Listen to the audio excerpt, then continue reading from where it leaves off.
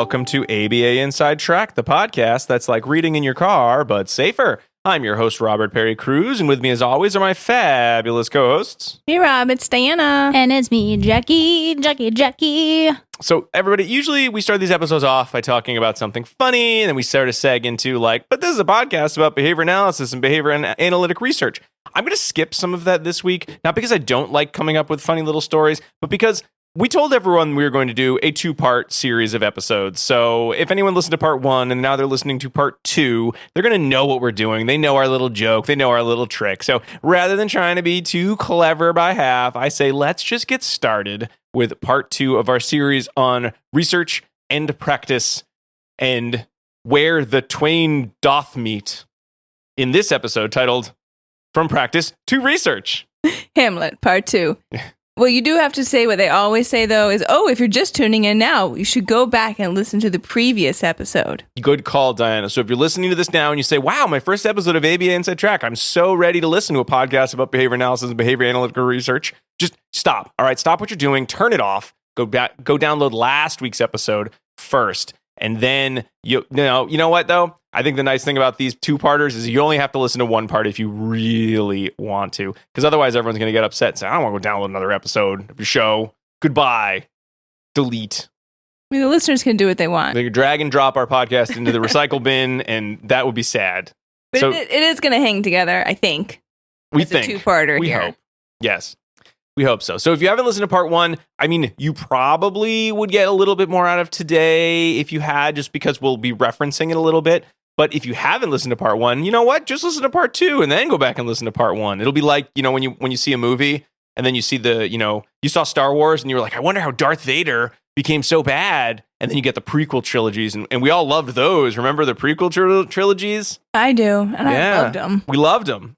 So just think of our podcast like the prequel trilogies of behavior analysis. Wait, maybe not.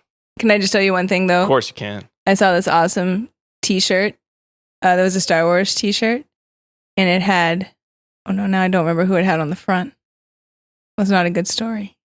Well, anyway, it said, looking for love in all the wrong places. Ha ha ha. Who would have been on the front? I don't get it. Princess Leia, Han Solo. I guess so. I was thinking it was a... Padme, Jar Jar. That's the thing. I thought it has Padme. General Riken, Mon Mothma.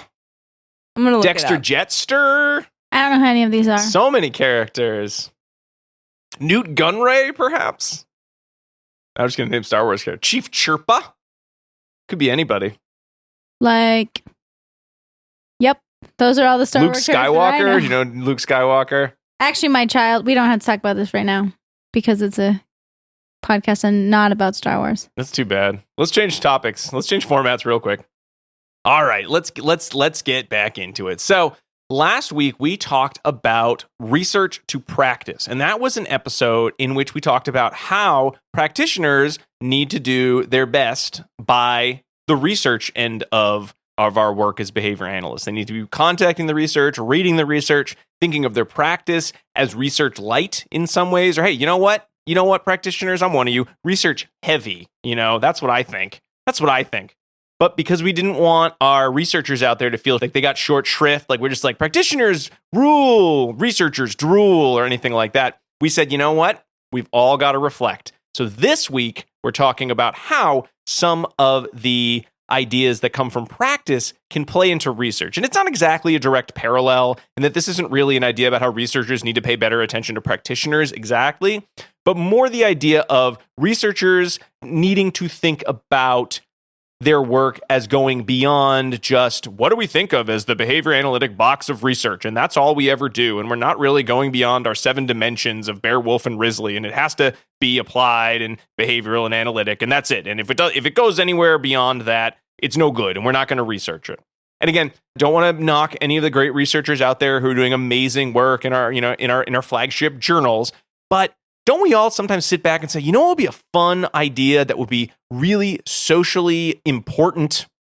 And then, fill in the blank topic. Yeah. And then we're like, no one's going to publish that. I don't think it's going to make it into the behavior analytic journals. And you know what? Maybe it doesn't need to, because maybe we need to get beyond those journals. And so I'll be telling you researchers as a non-researcher how to do that. No, I'm kidding. We're going to talk about articles related to that. And then our researchers, i.e. everyone else on the podcast, will be sharing some fun thoughts on the topic. I'll share some too, because I did read the articles and I do have some thoughts. I love you're like, and I did read the article. I did read the articles. Everyone, if you think I don't read the articles, you're wrong. I think it was Han and Leia. But there's also one that has Luke and Leia. We moved way past that now. Which is a little bit weird. Admiral Akbar. Tauntauns. Kit Fisto. I can do this all day. But I won't. Why don't we talk about what articles we'll be discussing on tonight's episode, and then we'll get into the article discussion itself. So again, if you're listening to this and you're not a researcher, then these might be statements you as a practitioner have made about researchers and say, yeah, why don't those researchers do some more of those socially important topics? And if you're a researcher, hopefully these are topics that you've already thought about, but perhaps you haven't had time to maybe do as much looking into as you would have liked. So hopefully this will be kind of a nice soothing balm of an episode to sort of reiterate that many of the thoughts I bet you've had on the topic of expanding your research are totally valid, and there are definitely ways to do them. And so our articles for tonight, we will be briefly referencing Kasdan's evidence-based treatment and practice, new opportunities to bridge clinical research and practice, enhance the knowledge base, and improve patient care from American Psychologist 2008. We'll be briefly mentioning Don Baer's Perhaps It Would Be Better Not to Know Everything from the Journal of Applied Behavior Analysis 1977. But most of our discussion will be around some values guiding community research and action by Fawcett from Journal of Applied Behavior Analysis 1991. My favorite article. Your favorite article. Toward Best Practices in Quantitative, Qualitative, and Mixed Method Research, A Social Justice Perspective by Fassinger and Morrow from the Journal for Social Action in Counseling and Psychology, 2013. Research in Special Education, Scientific Methods, and Evidence-Based Practices from Exceptional Children, 2005. And The Fuzzy Concept of Applied Behavior Analysis Research by Critchfield and Reed from The Behavior Analyst, 2017. Which longtime listeners might say, wait a minute, didn't you discuss that a little bit on your episode with Dr. Byron Wine? And yes, we did, but only a little bit. Byron Wine, I'm watching you. I think even Dr. Wine said, I wish we could have talked about that one some more. And we said, yeah, but your research was really awesome. We didn't have time for that. That Critchfield article too long. But now we read it and we loved it. It's amazing. It was long though. That is true. Fact, it is a long article. Fact, great as well. All right. So those will be our articles. So why don't we start off by sort of touching on the Kasdan 2008? Because again, this is where I know Diana is mad at you if you're listening to this as your part one. It should be your part two, because we talked all about this Kasdan article. And I don't want to go over it all at length, but what we did talk about was the idea that Alan Kasdan had some choice words to say for how practitioners need to think about research and improve their practice. Well, guess what? Alan Kasdan's not making any friends tonight because he has something similar to say for you researchers out there related to the idea that practitioners think you're a bunch of losers who don't research anything worthwhile. I mean, I'm paraphrasing. He didn't really say that. Right. He's actually a really nice man. I'm sure he is. I'm teasing Dr. Kasdan. We He's met not him at saying Babbitt this. that one time. Oh, yeah? Yeah. That's right. We interviewed for the 40th anniversary of Babbitt. Oh, yes. We interviewed a lot of people for that one. But in any case, I am teasing. He's very respectful of both sides in the article. I'm just joking around and paraphrasing a bit. But there are areas for both sides to grow. And again, in psychology, just like in behavior analysis, we often see the split between the practitioner and the researcher. And why is there this split? Well, the practitioners think the researchers aren't doing what they need to be doing. There's always that question about what's an evidence-based treatment. These researchers are using designs. Like a lot of researchers in a lot of fields outside of behavior analysis are really big on their randomized control trials, and we're all about single-subject design in our field. So, is that a break that we'll never be able to bridge? When we're talking about practices, shouldn't we be looking more at clinical ideas rather than just looking at research? And while there are good arguments on both sides, we're talking about the research-based sides right now. So the questions or the complaints that a lot of individuals will come up in talking about researchers is, well, a lot of researchers are looking for these best treatments, and they're using these analysis methods that really aren't satisfactory for determining efficacy. They use all these different criteria. They're looking at treatment versus no treatment and looking for statistically significant differences, which again, aren't we just looking at numbers to sort of wash out the real life variability that we're going to see? Aren't a lot of the rating scales that are used in certain research, especially when looking at randomized control trials, aren't they not really a direct measure of what it is we're trying to measure in socially significant problem solving? True. So, isn't that again going to kind of wash out any positive results? Aren't researchers just putting their together as much research as possible so that they can write their big book and then say, everyone, here's the treatment that works based on statistics? And again, can any one manualized treatment or case series really answer every question about a treatment and all the individuals that the treatment might work with? Where's the generality in all of this research? So Kasdan again brings up the idea, well, we need research. We probably need RCTs. We need operational definitions. We need to have controls of our interventions. We need quantifiable data. We do need these pieces in order to answer questions. But are there areas that researchers could improve on? The answer is yes. And the answer is yes. And the answer is no. And the episode is over. No, of course the answer is yes. So some of the ones that Kasdan brings up. Instead of just looking at, is there a change? Can research answer questions about the mechanisms of change? It's not just the treatment versus no treatment. Statistics say treatment better than nothing. Really, what's important is what are the components that contributed to the change? How can we combine treatment ideas to optimize that change? Are there parameters that we should be studying in more depth? How effective is one treatment versus another treatment? This drives me nuts. I feel like so much research is, this treatment's great compared to nothing at all. It's like, well, that's great. But is it better than this other treatment that somebody else is trying to either sell me or tell me about? I'm in education, so a lot of times it's sell me rather than just tell me about. And then how generalizable are these results? So again, the more we know the causal process of a treatment, and again, is this the research question you're asking, or is it just, is there a change at all? Because if you know the mechanisms of change, you can better study why the change works, where the change works, and then we can get to the heart of what's going to be generalizable about your treatment idea or about whatever it is you're studying, whatever variables you're interested in. Could researchers do a little bit better job looking at the moderators in translating research to clinical care? Are there reasons or influences that, hey, this is going to work great in a lab or when I study it with college students, but it may or may not work when we're looking at, say, younger students in an urban school environment, right? And again, that kind of gets back into, what are the moderating factors of the research? Also, looking at qualitative methods as well as quantitative methods in our research. It's great to understand the individual experience of our patients. It helps with increasing replicability. RCTs are also great too, because we do need to know some of those numbers, because again, who are the people that will choose to push some of these policies forward? It's individuals who just want to see numbers. They want to see statistical reasons. This is why you're going to get a return on your investment. If you tell them about single subject designs, they're not going to care very much. And by they, I mean sort of, a lot of political bodies, possibly the grant holders. The change agents, one might call it. Yes, very good. I like that phrase, Jackie. Because again, as much as I'm sure we'd all like to answer these questions and have complained about these same lack of answering of some of these questions, a lot of time the funding is going to come from where the numbers look good. That's where a lot of those change agents will want to put their money. So again, are there things that we can look at to find a better sense of causal effects rather than correlational relationships? And then can we just drill down and look at the mechanisms of study? So those are some of the ideas that Kasdan had, which again, I think reading that article made a lot of sense to me in terms of how researchers, we think of research as working. It's not enough to know that something works better than nothing. It's about, well, what works? Why does it work? What are the factors that could change and still have this treatment work? I think about like functional analysis methodology.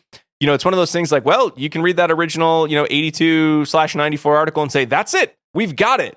But how many studies iterated on that, at this point, I guess, simple premise and just kept drilling down what works best? And we're still debating the issue. That's like the basis of most people's work in behavior analysis is the idea of that, the functional analysis methodology.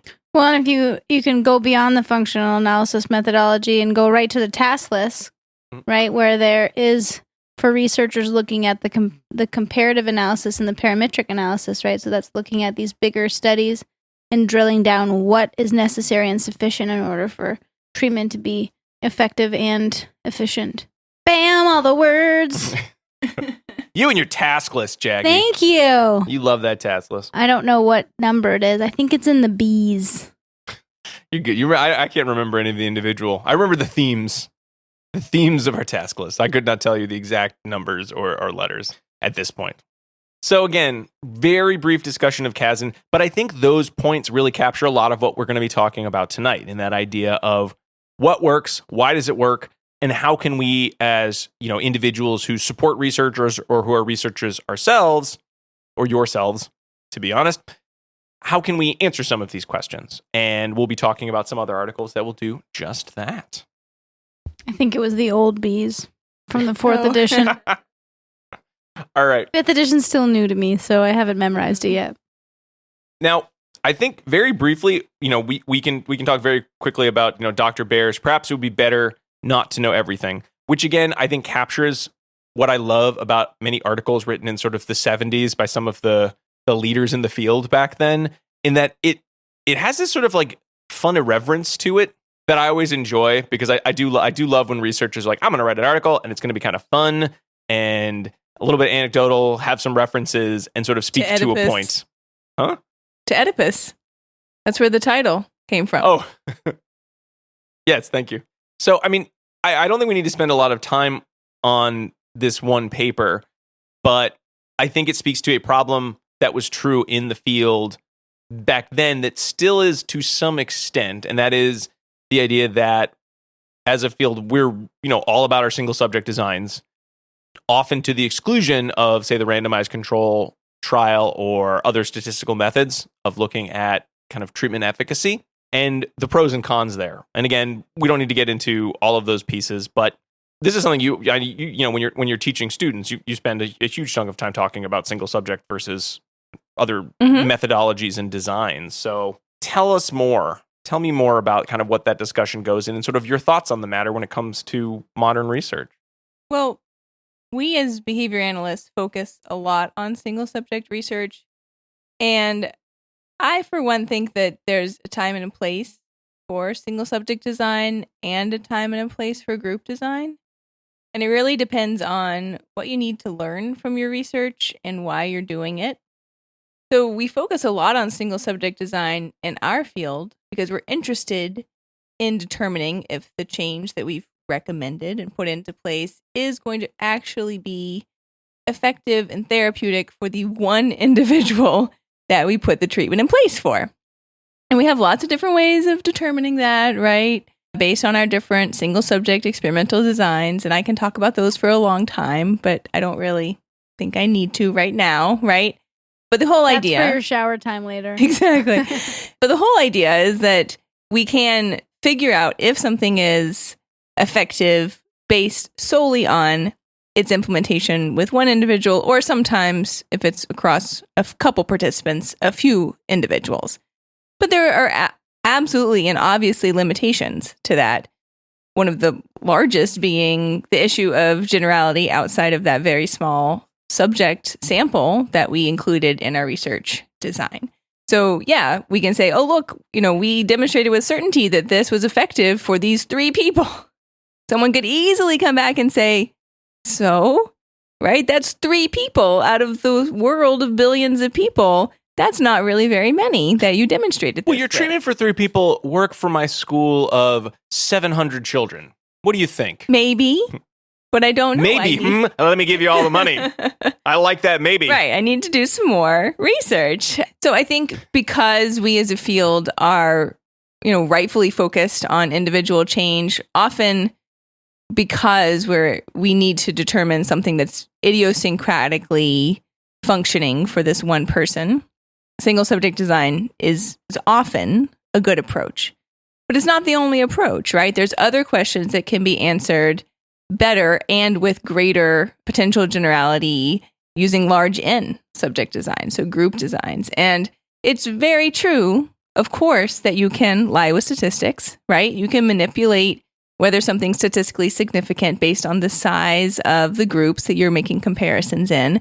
But we must also recognize that there is inherent subjectivity to visual inspection of graphic displays of data as well. And although there have been some studies that have tried to make sure that we have IOA in our decision making, determining if there's effectiveness in designs, we can't get around the fact that if we're just visually inspecting those data, there's some wiggle room there. And who's going to say, was this effective or was this not effective, right? So I think that potential knock can occur on both sides of the aisle, right?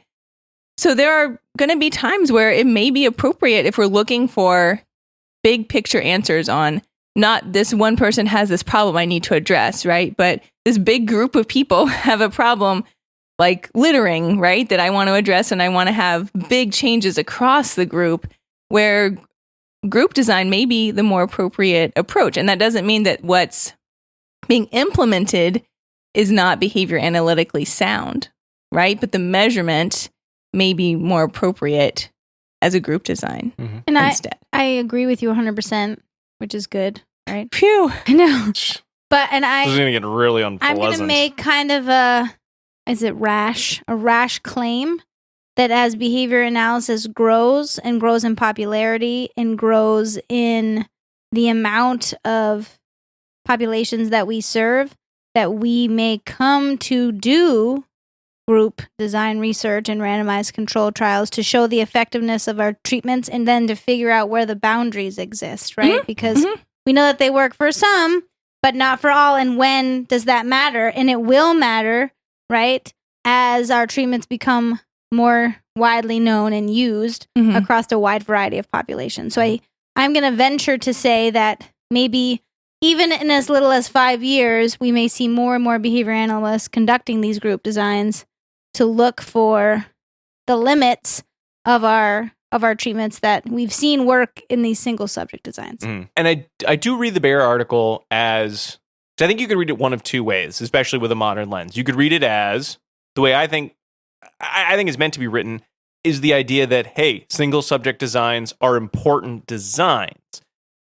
Or you could read it as, hey, Don Baer really hates randomized control trials. And he wouldn't think Don Baer hated anything. No, I don't get that sense either. I looked at his picture. I never met him, but I saw his picture on the He always seems very happy. He did not look like a hater. No. So I do think it's important to note that this was more, I think, a defense of what at the time was sort of, the primary focus of our research. And it's in the Critchfield article to some extent too, that idea of, was behavior analysis getting to, not fuzzy, because they use fuzzy, I think, to describe, kind of what we should be thinking of as modern research, but kind of lackadaisical, a little sloppy, maybe, with some of the research. So I think it was more written in that context. So I would like to think that, many of the individuals who spoke strongly about, the origin of our field would be right on board with the idea of, just because it was relevant and needed to be said back in 1977, it doesn't preclude new arguments and new directions in answering scientific questions. And that's really the crux of the Odom article. And again, that's an article discussing research in special education, which, as someone who works primarily in the field of education, is not always the strongest of research-focused field. And I think a lot of it comes from, the background of, education and the long history of education in at least the United States. But also sometimes, and this is true about every field, the lack of understanding of how does a research methodology work. And it's not a matter of, oh, you practice in field X, then you need to use research design Y, so much as, hey, what is it you care about answering? And once you know what's the relevant question, then you can choose the research methodology or design that is going to best match what it is you're hoping to accomplish in your research. Yeah. So just saying, well, we use RCT because RCT is the gold standard. Like I listen to Freakonomics a lot, and anytime someone's done a randomized control trial and they have a guest on, they mention the idea of, we used randomized control trial, the gold standard of research design, which I think the average person makes it sound like if you didn't do a randomized control trial, your research is garbage and shouldn't be listened to, which is not at all true. And I hope that's not what any of the, economists and psychologists that are on that show are trying to say, but I don't know. I've never spoken to most of them. I mean, I teach that too. That is the gold standard. I do too. Because it is.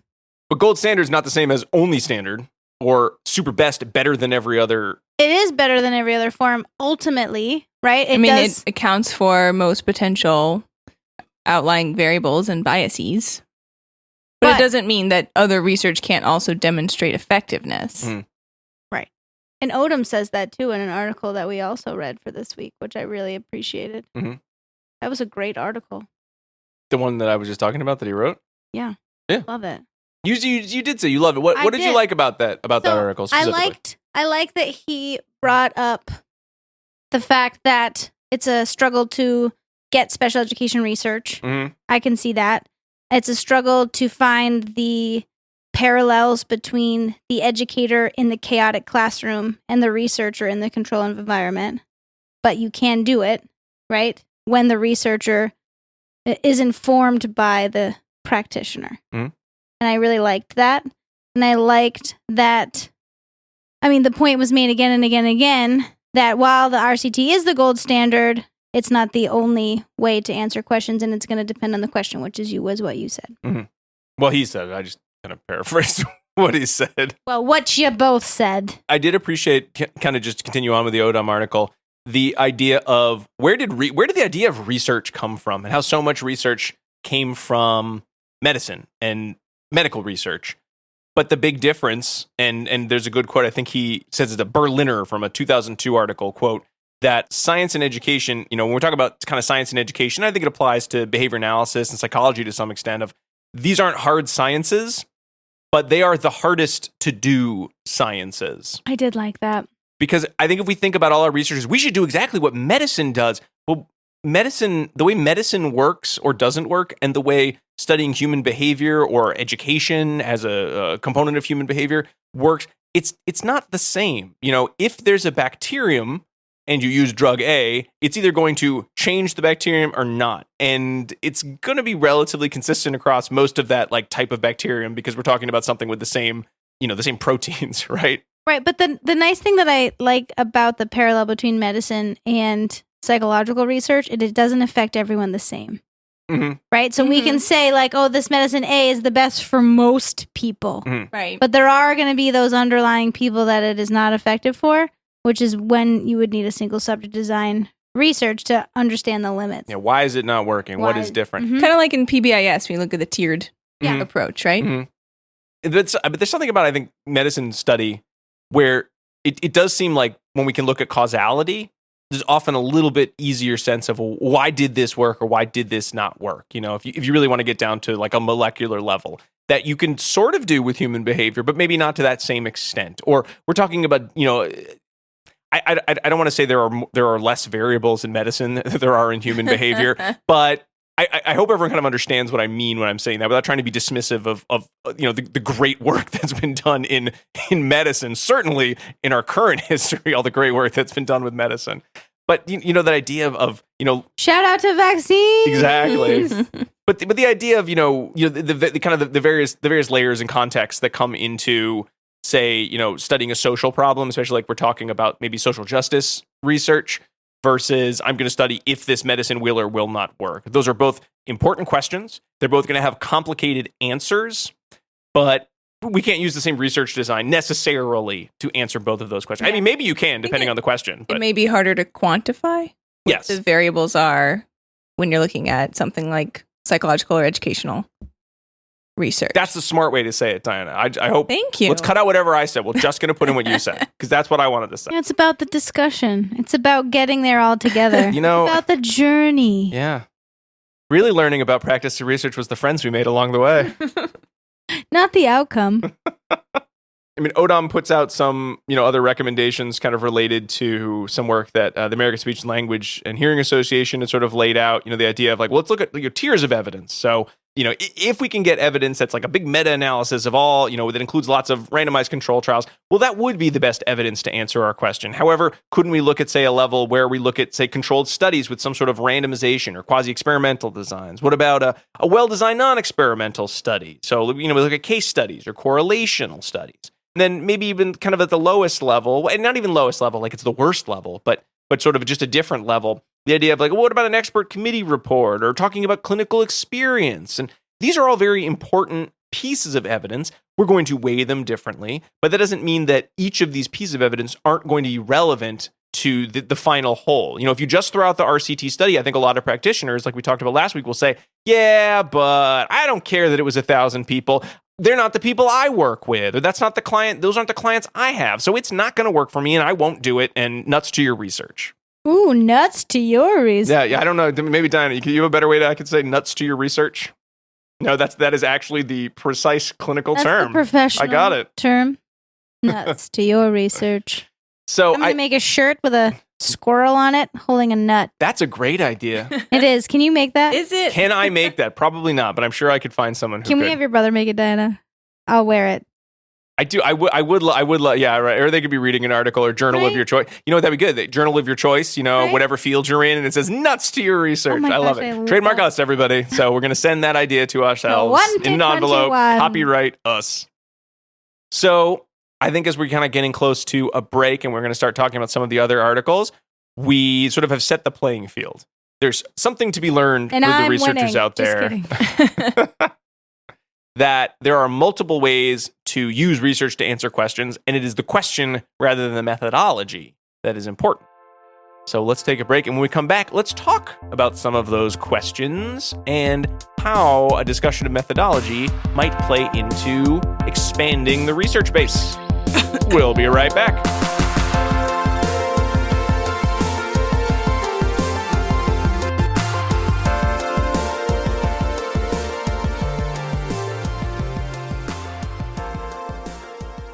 Do you want to be a BCBA? Sure, we all do.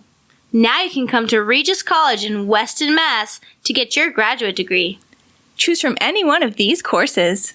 Masters of Science in Applied Behavior Analysis. Masters of Science in Special Education. Dual degree in Special Ed and ABA. Or be eligible for your postmaster's certificate. You can complete your degree and be ready to sit for the exam in 2 years. And our 2017 grads had a 100% pass rate on the BACB exam. Come enjoy practicum placement support, ethics mini handbooks, PhD-level professors, small class sizes, and a service trip to Iceland. If interested, don't delay. Supplies are limited. Learn more at regiscollege.edu. Again, that's www.regiscollege.edu, regiscollege.edu. One more time, www.regiscollege.edu. See you there!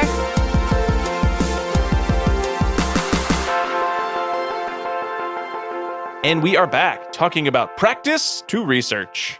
But first, before we get into that discussion a little bit longer, let's make sure that you get the first of your secret code words. Why secret code words? Because ABA Inside Track is ACE approved, and by listening to our episodes, you're able to earn 1 learning credit. All you need to do is finish listening, then go to the website, abainsidetrack.com/getceus. That's GET-CEUS. And that first code word of the 2 that we're going to sprinkle into this episode, the first one is popcorn. POPCORN. Because we ate some and Diana made it homemade on the stove. Yep, homemade on the Good, stove. Not even Jiffy Pop, but like in a pan. In a pot. It was really good. Was it a pan or a pot? Thank you. It was a pot. It's a big, okay, because you got to put the oil and everything in there. You could, That's nice because you could do a little drizzle. You do like a little drizzle on top too if you're like a fancy popcorn. It's pretty easy.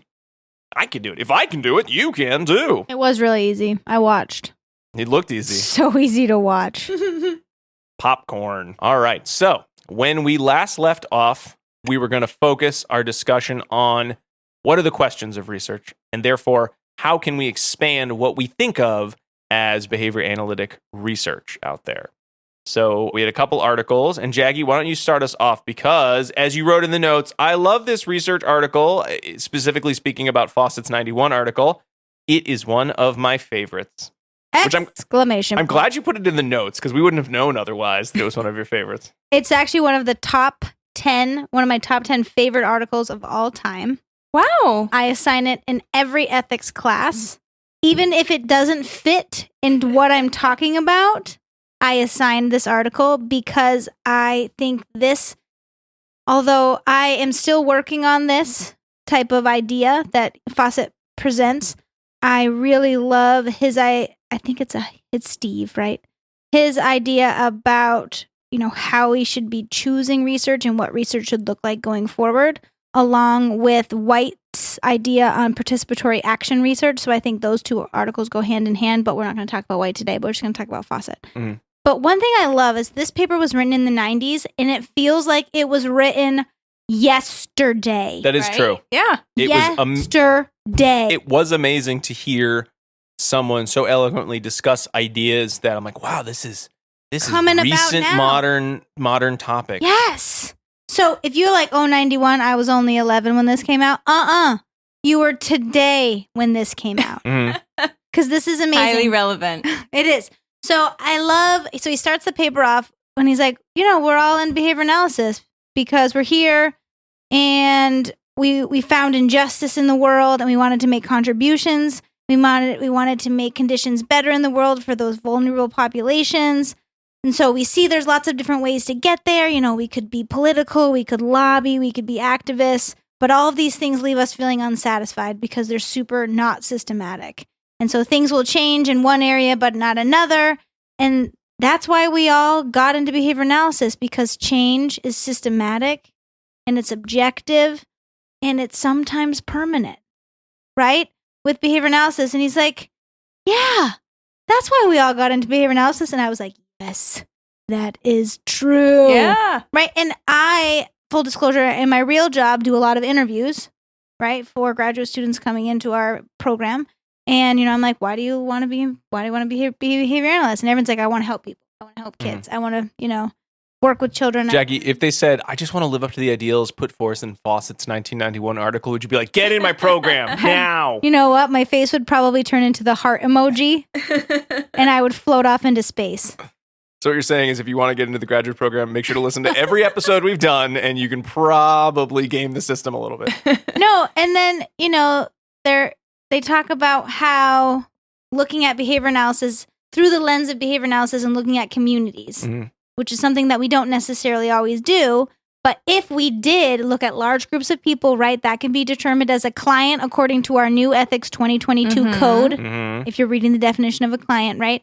If we looked at the interaction between behavior analysis and communities, we could make vast, permanent change, very, like what he said small, effective change that could have ripple effects. And so he was like, yeah, of course, we could look at the 7 dimensions when looking at what we'll call community research based on communities and not of a specific individual, and looking about how looking at community research fits or aligns with those 7 dimensions specifically applied, right? Is this a problem of social importance? Yes, because it's something that the community deems as important. Is it technological? Yes, because we have to outline the procedures that we're going to change for this entire community. Is it analytic? Yes, right? Does it have generality? Of course it does, because you're dealing with a huge group of people and not just one individual. And so if you're looking at what is behavior analysis, right, and research that surrounds behavior analysis, and you're looking at those 7 dimensions, community research hits every single one, which I love, right? But the problem lies in how behavior analytic research is done currently, right? So this is where the article kind of shifts a little bit, which I appreciate. They're like, but sometimes behavior analytic research, I might argue all the time, behavior analytic research is done for the benefit of the client, but more importantly, the satisfaction of the researcher. Right? It is the researcher that says, hey, this is a problem. I'm going to go and fix it. And I'm going to raise my hand and say, yeah, I've done that. Right? Like my dissertation, my master's thesis was translational, so that wasn't really answering any question of importance. But it got there eventually. But it's like, oh, this is a problem I see. And then going to that community and then engaging in that sort of research, right? And so Fawcett goes so far as to say, we as researchers are entering these exploitive relationships with these vulnerable populations that actually can't say no, right? Because they don't have the power to say no. And I was like, yes. Every year I read this. I've been reading it for 6 years now. I've had it in my classes. And I'm always like, yes. Right? It's so true. And he said that, like, shouldn't it be our research goes out to solve problems that communities feel they have and not we feel those communities have. Mm-hmm. Absolutely. Oh, right? Like, yes. So you said there are some challenges, right? One of them is that typical research experimenter question where we determine what we're going to do, how we're going to do it, what the outcome. Like we do like social validity at the end. If right? we do it at all. If we do it at all, right? Like, how did you feel that went? What, Fawcett turns that around and says, shouldn't we be doing that throughout the entirety of the procedure? Shouldn't we be going up to a community and saying, hey, I'm a researcher. What is a problem that you need to solve? Right? And that's where White's participatory action research comes in, because what that type of research aligns with is that the participants of the research are active participants in the research design. So formulating the question, formulating the procedures, formulating what is socially significant for the outcome, right? So these were these two papers align. I think he references White as well, or participatory action research. And so, right, and I think the important crux here is that, we as researchers don't ever do research on those people of power, right? Because they can evade it. Right. Right. They're the ones who are going to pay for the research, and perhaps they don't want to pay for research about how they can have a problem fixed that we think they might have. Right. Right. Or they just throw money at the problem, right? Versus go through the process of participating. And they can say no. Yep. That's the big thing. They can. Right. And he even talks about the colonial relationship. we'll get I'm sorry. Yeah, we're not there yet. Okay, my bad. We got the rest of this article and another article that's going to go into that. Yeah. But let's go there. Why don't we go there right now? I agree. Right? So go ahead. That's all I was going to say. Oh, no, so I can. I was going to say that it's really important to bring up that dynamic, right? And not ignore, because you can say, oh yeah, we did informed consent and everyone understood what was going on in the study. It was at a reading level that was appropriate to, the people who, were going to be part of the research. So everyone we think understands, or we feel comfortable understands what we're talking about. And all that's true, right? But you just can't deny the undercurrents of the power dynamics within that situation, particularly if you have intentions of serving that client in other ways as well, in addition to the research, right? There's even though you say you can quit at any time, it's not supposed to be that there's any type of coercion going on here. There is still that power dynamic to address. And a lot of it's historical power dynamic as well, in which various communities, again, mostly communities of color, have been actively harmed by research. And, just at the top of the show, we were talking about how, where's the generality in all of the research? And RCT is nice, but is it really covering everybody? Single subject research, we just don't have enough participants half the time, or we only looked at participants who were readily available. So we can't speak to the generality of, say, an effective treatment to, historically underrepresented groups. And acknowledging that, it's not as simple as, let's go to those groups and tell them, here's your problem and here's the treatment, and we're going to use this treatment with you because we think it'll solve your problem, because it's coming from that power dynamic. So we're either going to be putting on a narrative that is historically biased, or we are going to have difficulty gaining, trust from that community, rightly so, because of a history of mistreatment. And then the challenge is that, a good researcher can't just sort of shrug their shoulders and say, oh no, guess we won't know about the generality in this group or that group, because these are the important questions, especially right now when we have, I would like to think, a majority of at least, Americans wanting to answer questions about historically underrepresented communities. Yeah. And, they say that it's not really about this exploitative relationship, but it's about choosing participants at all levels of the community. So that is a really important part, right?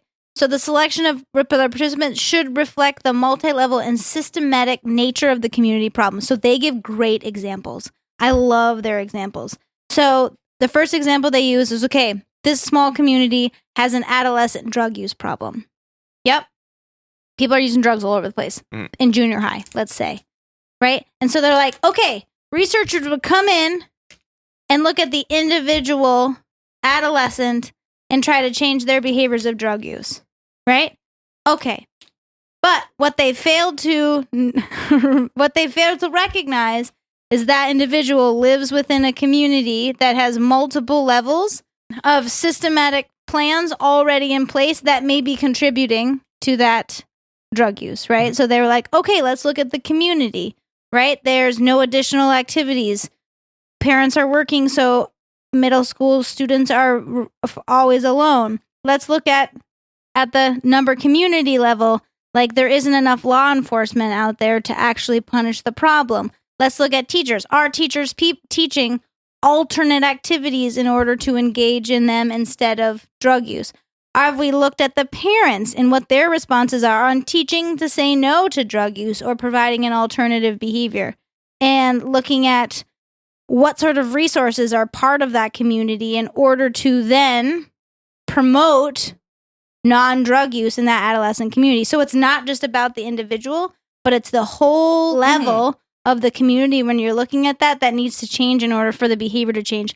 Their other one that I'll only briefly touch on is when kids drop out of school, right? They always focus on the kid that's dropping out of school, but here they're like, we need to focus on the entire team. What's the teacher doing? What's the principal doing? What's the parent doing? What is the community Jackie, doing? I don't think we really want to do research on what the teacher or the administration or the politician supporting the school are doing. Let's assume they're doing everything perfectly, and that it's a problem with that student and their family. They're really the problem. Let's do that research. Can we do that one instead? I've got a lot of... No, but Jackie, I got a lot of money. I got a lot of money. I want to fund that research idea. But that's what happens, right? Mm-hmm. But I love this. I think, it's not revolutionary because it's in the 90s, but I love the idea. Hey, the 90s were a pretty revolutionary time. I know. They were radical. They were radical with my A little bit tubular, I would even say. side pony and my big Zach Morris phone.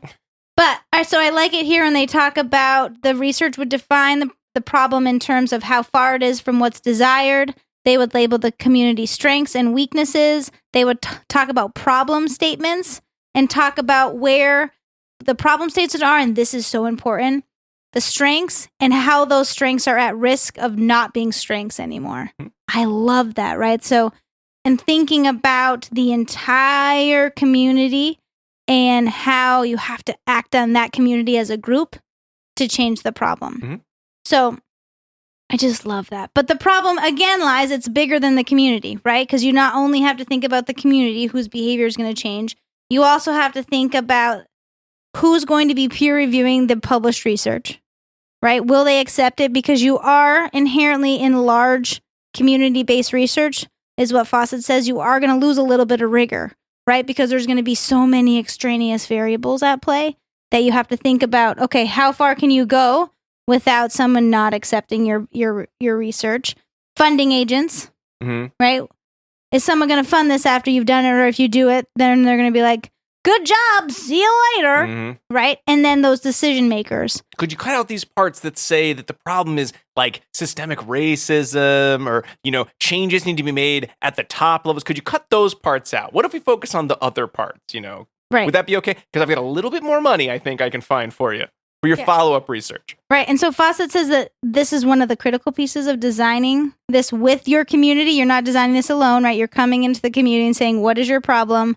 You're working with the community just as in line with participatory action research to identify the problem, identify the procedures, make sure they're acceptable, identify the desired outcomes, right, based on, what is normal for that community, but then pulling in, like, how is it going to be acceptable to these outside bodies to then disseminate what you found, right, to make it more, I guess, nationwide. Nationwide is on your side. We are not sponsored by Nationwide.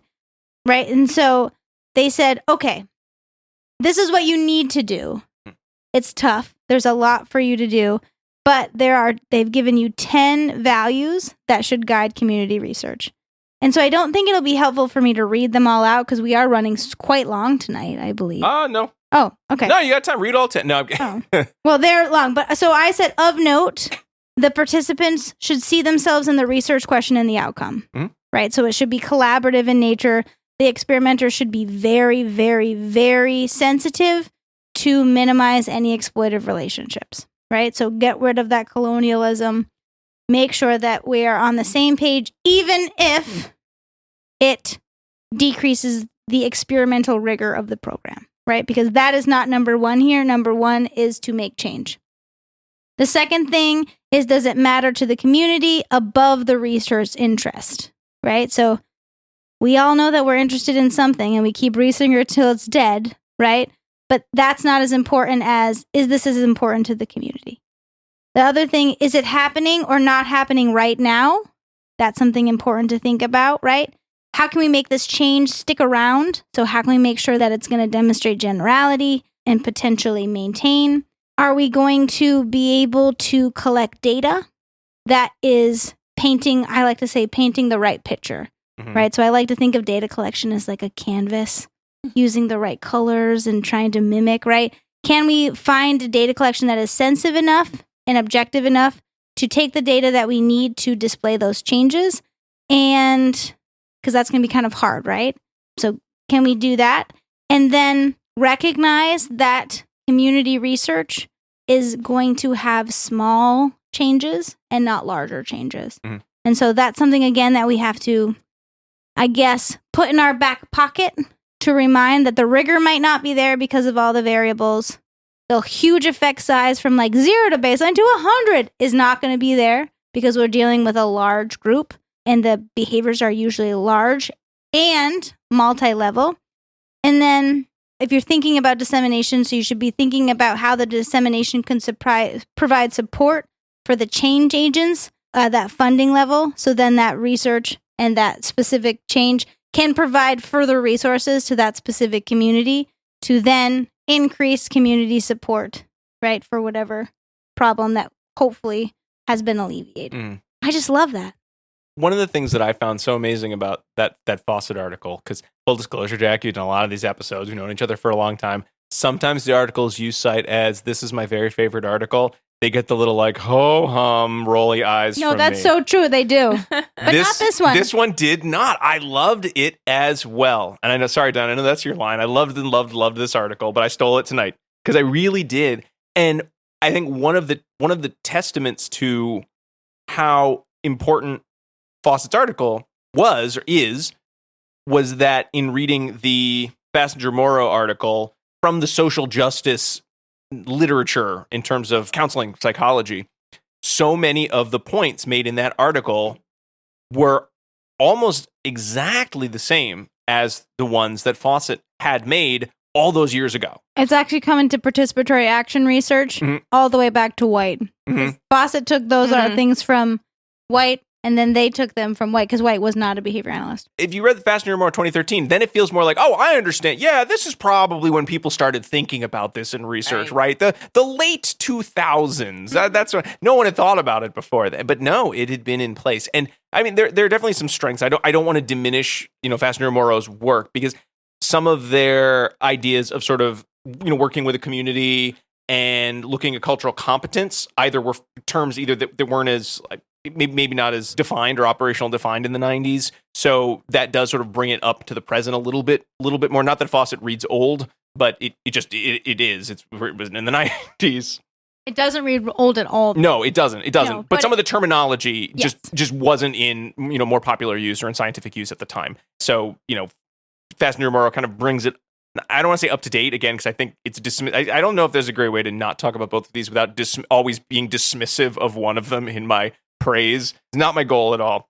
But, looking at some of the terminology, talking about cultural competence, one area that I think Bassinger-Morrow get into that I don't believe Fawcett talked about quite as much was the idea of your research team.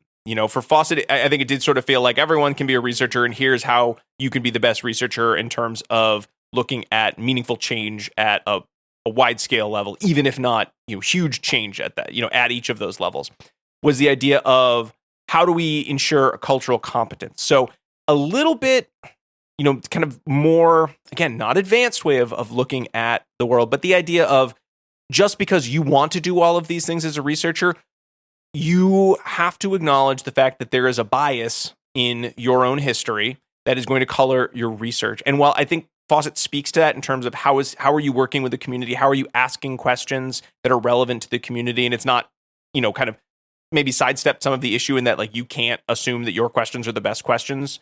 Really the idea of maybe it's not good enough to just say, I have to be aware of my biases and I'll just kind of blunder forward and do my best.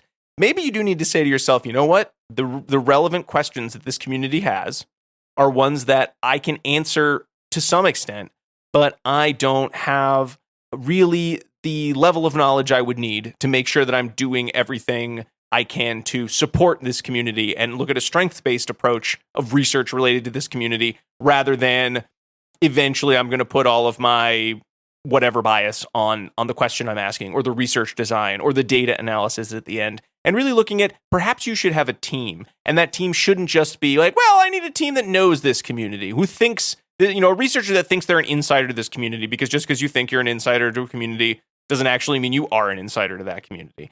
But also looking at, do I have people who are, able to, say, fluently speak the language? Should I have a community member who maybe is a leader in that community that should be a part of my research team that can help look at some of the data analysis at the end?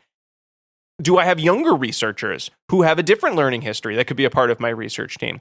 And then as the person in charge of this research team, am I constantly making sure that I'm not just putting together a team of researchers like it's some sort of cheesy heist movie, but then in the end, I'm the star of the movie. I don't really care. They'll do their part. They'll have their funny scene. Can I be the funny one that usually gets drunk and passes out? Yeah, lying? One of them's not going to make it to the end of the movie, but at the end, I'm the main character of the film. So what I say is most important. My scenes in the research are most important. No, everyone, it has to be an ensemble work, right? When you're done with it. So you have to be promoting the ability of all of your members to feel heard, to share their thoughts. And I do think that the Fastener More get into a little bit more detail of sort of what that team, would look like. How are we making sure that we have a cultural competence level on our research team? And how can we also kind of, let's double dip a little bit and then make sure that that team somehow is going to be even more representative of the community that is, looking to answer some questions, or a community we're looking to learn more about, whatever the goal of the final research would happen to be.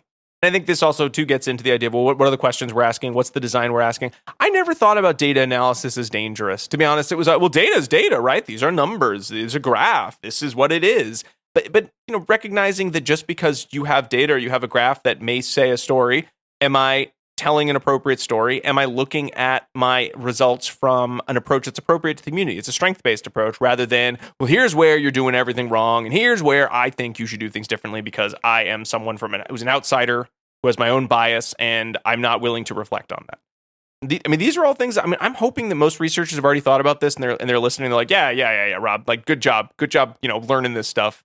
You should have known this already. But I have to say, there are probably some folks who have not thought about this, or maybe not thought about it as much as they need to. I don't know who they are, but I'm just assuming there are a lot of people out there in general. Oh, wow. So thanks. So thank you for recommending this one, Jackie. Thank you for recommending Fawcett. I love it so much. And Dr. Fawcett is still working in community and public health through the University of Kansas. If he's listening, hey, I really admire your work. And there's a lot of it. Good. A lot. Good, because I liked what I read so far. Now, we do have one more article to discuss, and I think it's going to answer a question that I like how you said that so dismissively. Well, I know. I'm sorry. I don't mean it to sound dismissive. Waiting for my turn to talk. My segue went so poorly there. Sorry. I bet there are a couple listeners out there saying, yeah, this all sounds nice. But you know what? Y'all aren't talking about behavior analytic research practice improvement. You're talking about things that are outside of our box and therefore are not allowed. And I'm turning your volume down to 0. Please download it so the numbers look good. But you can turn it down to 0, I guess, if you really want to. But Diana, why don't we talk about this fuzzy concept that some listeners out there, not you listener, but like the other listener, may have about sort of expanding our idea of what is going to make good behavior analytic research and what is important for our field to be studying.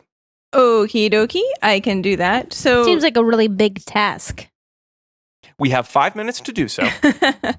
I can summarize this, but it might take me a few more than 5. 5 minutes to do. No, I'm kidding, Diana. Take as long as you like. All right. This is a Critchfield and Reed article, and I always love reading research by Critchfield. And not to discount Dr. Reed, we had him on the show. He was lovely as well. And I think they made quite the dynamic duo in this paper. They always do in all of their papers. I guess that's true. It's true. It's one of those articles when you read it, you're like, oh, why didn't I think about all of these things that they're talking about? You like enjoy it, but you also feel you feel both dumber and smarter for having read it somehow. That is always a rough feeling. Yeah, so that was my takeaway from this article. But you're right, Rob. The main theme here is, how are we really defining what constitutes behavior analytic research? And is it quite possible that we've drawn the box a little bit too narrowly? So that's the premise. And they spent a long time going through the history of behavior analytic research. And I actually learned quite a lot from this article. So yeah, so they didn't talk about EAB prior to 1967. They were really bringing things in around 1967 with the advent of the Journal of Applied Behavior Analysis and that article that everybody knows, Baer, Wolf, and Risley, 7 Dimensions, 1967, Volume 1, Issue 1, Page 1 of Java. Now, is this a popular article? Should I have heard of this one probably before? Have heard it before. Chances are you read it in grad school if you attended school for behavior analysis, because everyone talks about these 7 dimensions and really defines what we consider to be behavior analytic research based on these 7 dimensions. Mm-hmm. However, Critchfield and Reed kind of take it back a step and say, folks, like, this is an important article and we cannot deny that in any way, but we also need to look at the context and history in which this article was written and why some of the decisions that were made in this article were likely made. So they say everyone was kind of at a crossroads at this point in time, and that's why they started the Journal of Applied Behavior Analysis with the emphasis on the applied there, because the Journal of Experimental Analysis of Behavior already existed prior to 1967. But the authors here wanted to start this other journal that was going to focus more specifically on applied work, and the dimensions that they laid out in the 1967 paper were kind of almost like a call for papers, basically, for Java, and said, these are the types of papers that we want to publish in this journal, right? And they were making a really distinct line between the work that had been done in JAB preceding with humans, but based pretty closely on replication from experimental analysis with non-human research, to what they viewed as a more socially applicable and valid form of research that could ideally influence how work is done with populations.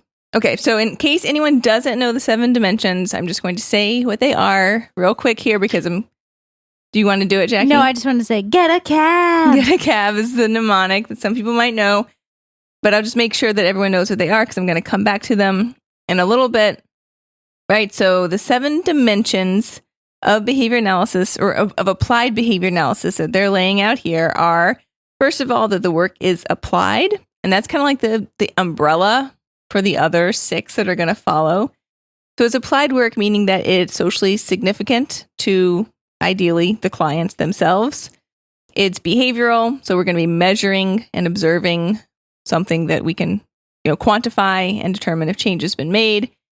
It's analytic, so we have a specific way in which we're going to determine if the treatment that we used produced the changes that we see. And like I said earlier, we have several ways of analyzing that within our single subject designs.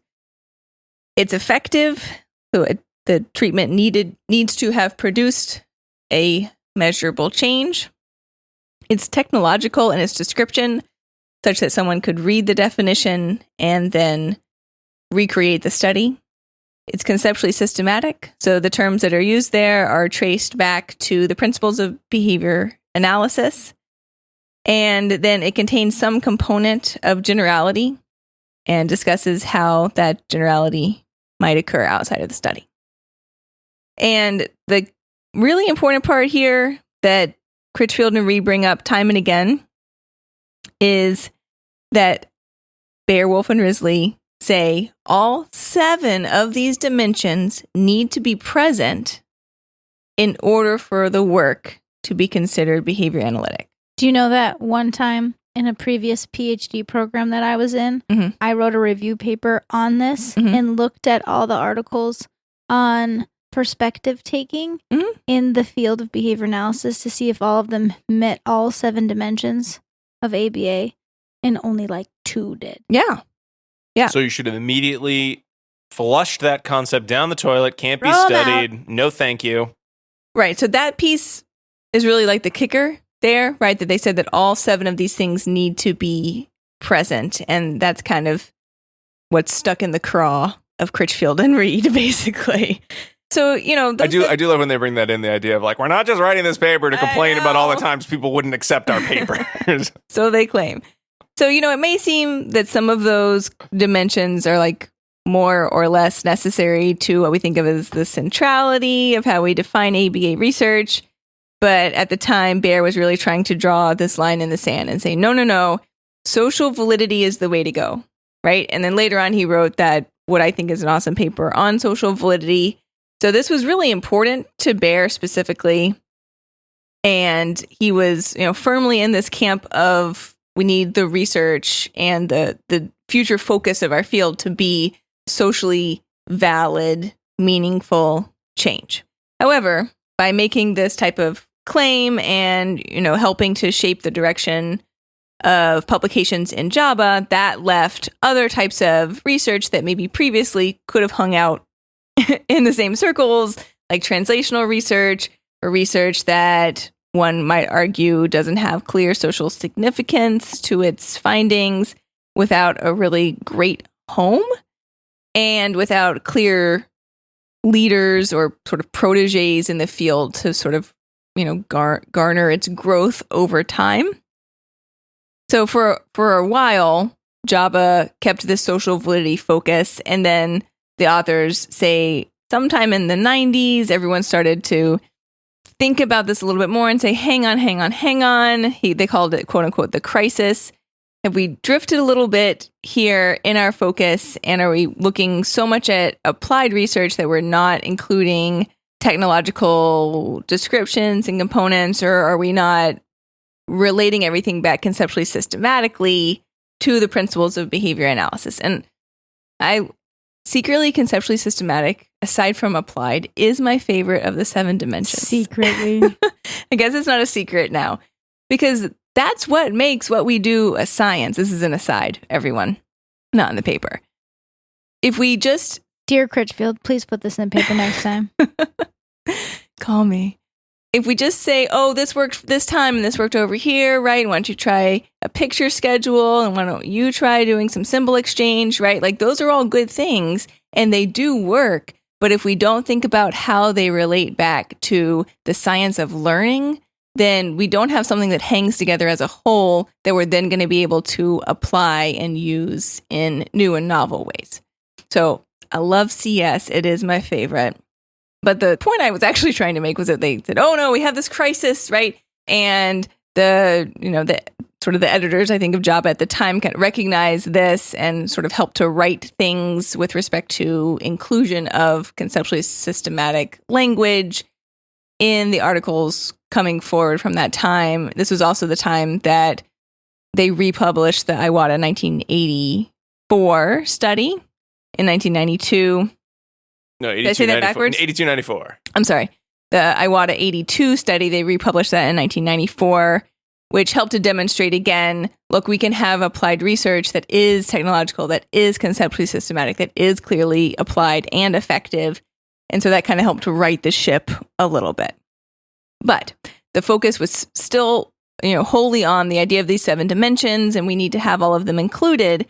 And our authors have some potential concerns with what needs to be, or how those 7 dimensions end up being interpreted. So they say that there are some potential ambiguities here. And the first one is, how should we interpret the 7 dimensions within any one research study? With their point being, sometimes we may have a problem that everyone agrees is socially significant, but it could be quite difficult to actually observe and measure the problem. So their example is like childhood accidents and injuries, right? You rarely see the actual occurrence of these things, yet they are a very real problem. And if we focus super closely on the 7 dimensions, we say, oh, well, that behavior wasn't observed, right? So we can't call it behavioral because you're measuring some type of, permanent product after effects, right? So it doesn't actually meet the 7 dimensions. So this is not a problem we can address. When if we just, take a second and say, well, of course it's applied, right? Like this is a huge problem. So that's one of the areas that they find concerning. And then the other one, of course, is do all 7 dimensions really have to be present in any one study? I'm going to give you a quote from them. They said that Baer and colleagues presented their framework as a conjoint set in which the 6 dimensions were described as necessary components of the seventh being applied, right? So all the ones that went below that need to be present in order for the research to be considered applied. Mm-hmm. So that's really their concern is something not going to be fully ABA if it doesn't have any one of those components? Well, when you stop and look at the literature, there are a lot of research studies out there that don't contain some of these components. Sometimes they do make their way into behavior analytic journals, but sometimes they are rejected from behavior analytic journals on the basis of not including all 7 dimensions when the research, at face value seems very applied in its definition. Well, they even have that section in the paper where they sort of discuss like these are the rejection statements that we've received for some of our papers. Like, I love this topic. This is an important topic. Like, this research tells us so much, and you're missing blank. You're missing this of the 7 dimensions. So sorry, we can't accept you in the journal. Yeah, Fawcett brings that up too, right? Mm-hmm. In the 90s. So they have these cool Venn diagrams where they have the 7 dimensions. I know I like them. There are a lot of good examples of how what do you mean by fuzzy dimensions, or what do you mean by not going to have all seven dimensions, and it would still be a useful. I think have a lot of utility as research, but just maybe not publishable in our journals. I love those. I like those. Yeah, they're really cool. So they go through and say, okay, well, this type of research you would maybe think would be applied or would be in our journals, but for whatever reason, it was identified as non-analytic, not effective, not behavioral, not conceptual, and so therefore either shouldn't have been included or wasn't included. And I'll just give you some examples of the types of research: incentive-based work attendance interventions, PBIS studies, incentive-based drug interventions. Those were all large N designs were the problem. Studies of park activity relationships. Tests of alternative therapies. Those weren't demonstrated to be effective, so should they have been included? Ineffective behavioral interventions. Also not demonstrated to be effective. Laboratory models of clinical phenomena. Phenomenon. Dun, dun, dun, dun, dun. I got you. Descriptive analyses of socially important behavior that don't have any clinical intervention component, and delay discounting research. Yep. Dr. Reed's area. He had to put that in there. Yeah, I know. And then they didn't talk about survey research studies, which I think meets these criteria as well. But then they did go on and specifically have a whole section on verbal report. How Baer is very wary of utilizing verbal report. Right. That's why they called him Barry Wary. They did. In his lab. They did. They loved calling him that. Oh my gosh. Right, but our authors point out that sometimes verbal behavior can actually be reliable, right? It's not that it isn't always unreliable, but what we need to do is determine when it is reliable, and we shouldn't necessarily just on its face throw out verbal report, right? What we need to do is figure out if it's something that's going to be useful for us, and then if it is, then it does have predictive validity. So we don't automatically need to delay discounting research. We just need to figure out its utility and whether it can be predictive, which they say that sometimes it can be. So in conclusion, they say this concept of what should fit underneath the umbrella of applied research is relatively fuzzy. Sometimes research may meet all of these criteria, sometimes they may not, but are these 7 dimensions really the final say in what should be included, or are there ways in which we might be able to stretch those boundaries and include additional research that ultimately is beneficial for the populations which we're working with? And that's kind of the whole idea of what we do, right? And maybe we've grown past that initial call that was put out by Baer, Wolf, and Risley. Mm-hmm. Good work. Thanks. Thank you, Diana. Thank you. And with that, I think we've hit all our targets. Let's get into the dissemination station portion of the show. So these 2 episodes were meant to be research-based kind of thought experiments. So I don't think, just kind of like with last week, we would want to use this time as, and here's a list of things you need to know as a researcher to be better at your job. Because that's not what we're trying to do so much as have a general discussion about areas of research that can pull from the idea of, I think, a major complaint of many practitioners in that, like, researchers, either you're looking at answers too narrowly or you're not answering the questions that I care about, therefore, thanks but no thanks. So given that we've talked about a whole bunch of articles, we've talked about a lot of concepts, we've talked about some really big picture ideas, rather than do an exhaustive summary, I would love to get the perspective of the 2 of you as researchers, research practitioners, but who are, you're college folk. You got to do a lot of research. College folk. What was your largest, I think, takeaway or area that you read, while preparing for this episode that now you're saying, ooh, this is where I'm going to put a little bit more of my brain power when I'm thinking about the next research topic that I might want to cover? So this actually hit me really hard because I threw the articles at you to give you a copy. I apologize. I should have just handed them gently. It hurt. I've got bruises. No, because I'm in a constant state of, I guess, questioning what my research line should be, right? I kind of was like, oh, this is interesting, do this. Oh, this is interesting, do that. But I've had multiple, like, little crises, as Diana can attest to, when I'm like, where should my greatest impact be when it's talking about research, right? Like, where should I, like, focus all my attention and all of my sleepless nights? And, it's about that time now, right? To figure out what that is going to be, right? It's been a few years and I got to figure it out. And I think the main focus that I got from these articles, specifically the Fawcett article, reading it again, and looking in terms of social justice, is, potentially looking bigger and potentially looking at populations that are not vulnerable, right? And how can I make change within those communities to then make changes in the vulnerable populations, right?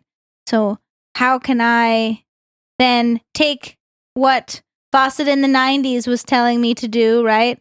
Try to be looking at the bigger change through the lens of behavior analysis and make that change first instead of, focusing on what we traditionally do in behavior analysis. So stay tuned, I'll let you know in a year when I sit down and finally figure it out, probably after multiple cries.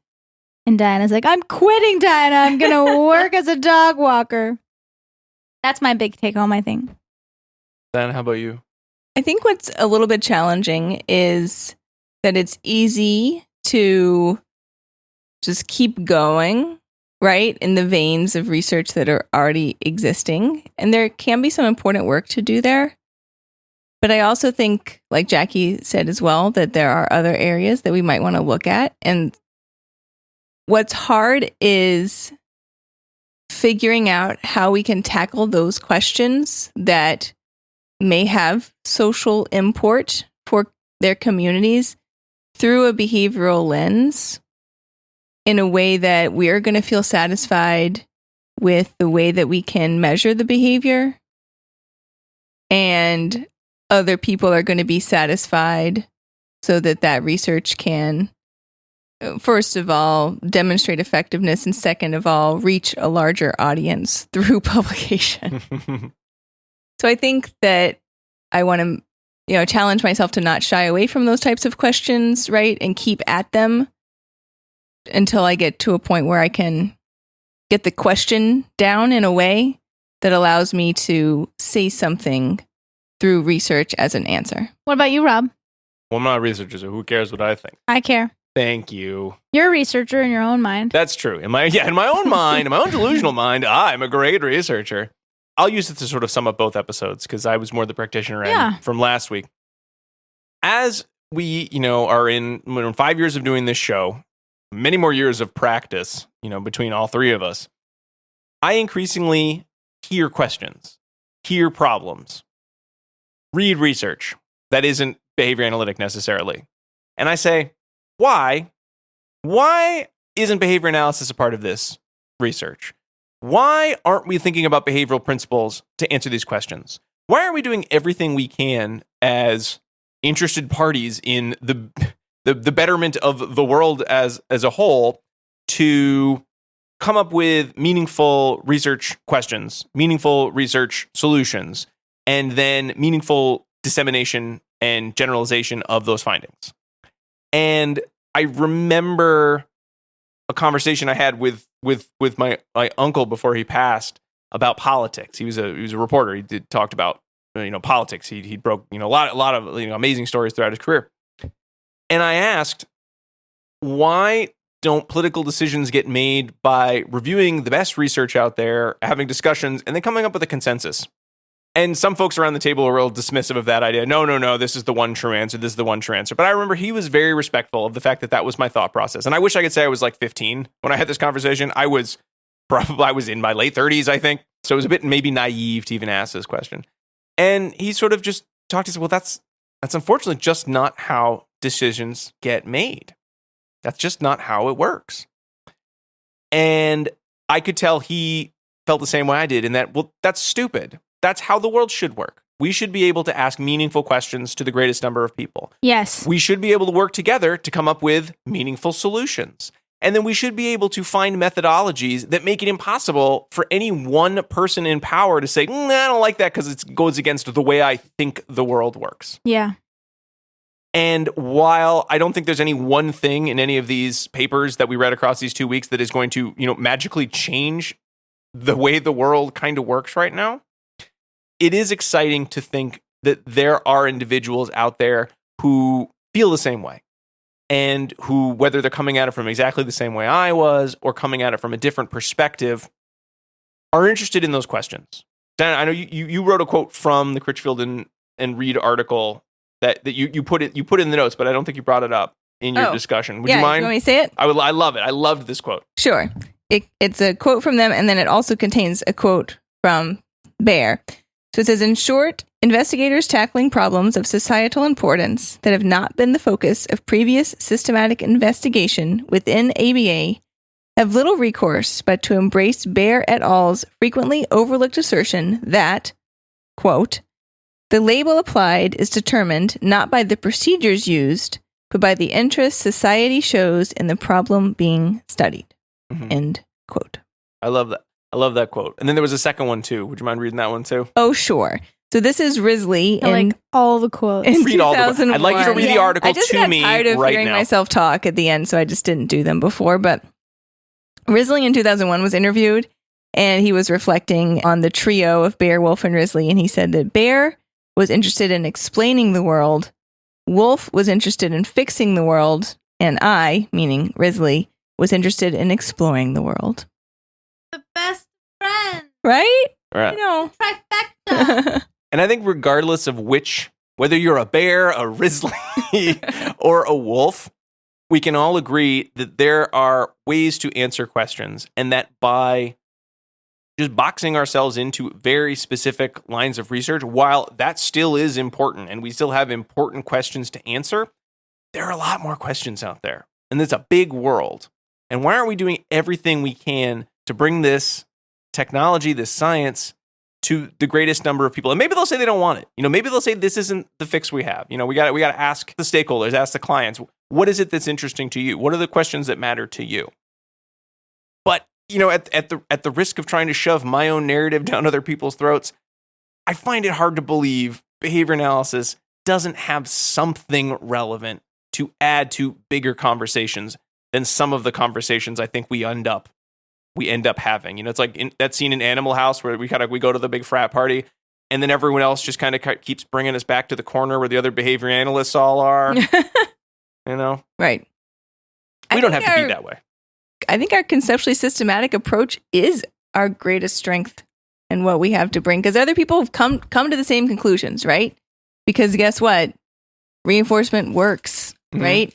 And behavior adheres to schedules of reinforcement, and other people can find those facts for themselves. But until you have a systematic way to describe it and what's going on, it's hard to put it all together in a way that makes sense. So I personally think our theoretical approach is what is the largest thing that we can bring to those conversations.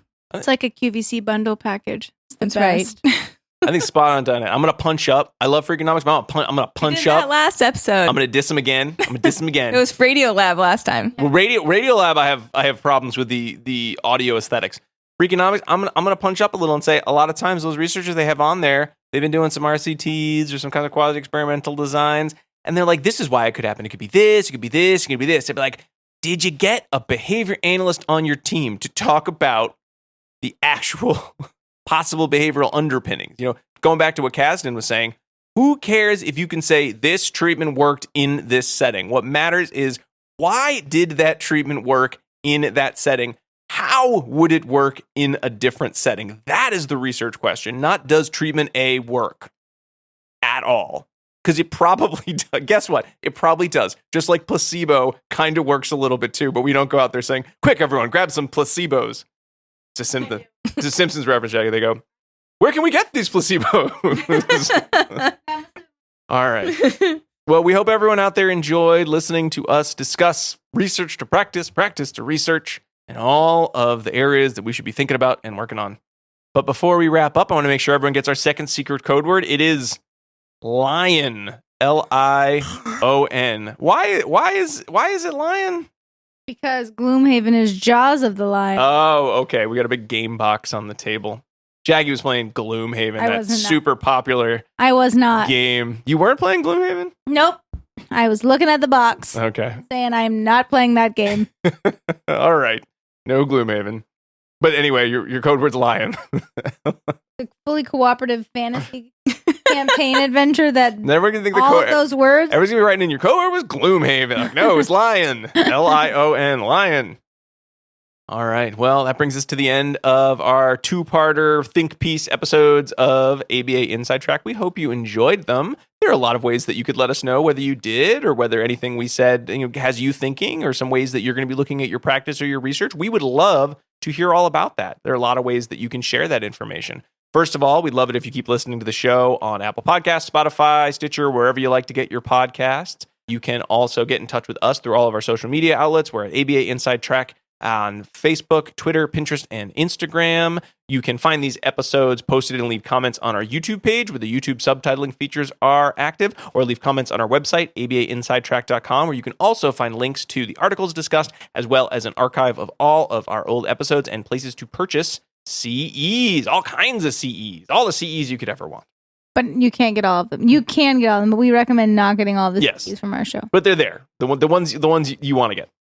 And of course, if you'd like a little bit more ABA Inside Track, why not check out our Patreon page at patreon.com/ABA Inside Track, where for just $5 a month, you can subscribe and get all the episodes a week ahead of time, as well as join us for some other fun activities, including at our premium level, where you get access to our extra long book club podcast. We just released The Other End of the Leash by Patricia McConnell. It's a book about dog behavior. How exciting, as well as human behavior too. That's patreon.com/ABA Inside Track. And of course, you can always write us with ideas, feedback, anything you like at abainsidetrack@gmail.com. Big thanks also to Dr. Jim Carr for recording our intro and outro theme song, Kyle Sturrier for our interstitial music, Dan Thabit of the Podcast Doctors for his editing work, and Hollis Irvin from Sycamore Workshop for his visual design. We'll be back next week with another episode, but until then, keep responding. Bye. Bye.